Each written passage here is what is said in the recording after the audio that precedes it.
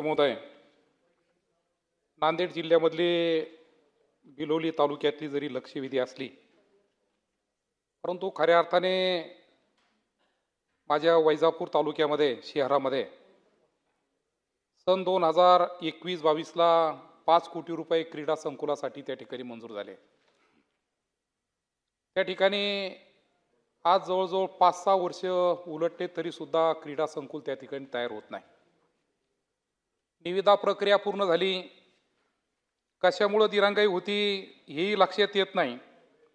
परंतु अध्यक्ष महोदय, मागील 15 दिवसापूर्वी काही क्रीडाप्रेमीने त्या ठिकाणी एक मोर्चा काढला, आंदोलन केलं आणि सरकारच्या विरोधात त्या ठिकाणी घोषणा केल्या। अध्यक्ष महोदय, आपण 5 कोटी रुपये त्या ठिकाणी मंजूर केले, परंतु त्या ठिकाणी काम त्या ठिकाणी झालं नाही।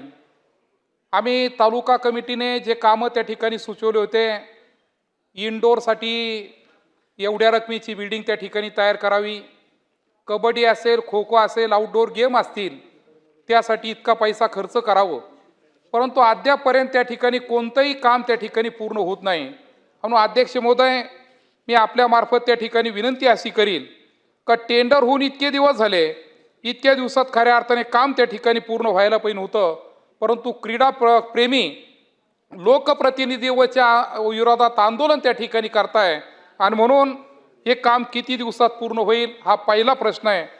आणि दुसरा प्रश्न, या 5 वर्षामध्ये संबंधित दर वाढल्याने किंवा त्या कामाचे दर वाढल्याने या दरामध्ये मोठा फरक त्या ठिकाणी पडलेला आहे।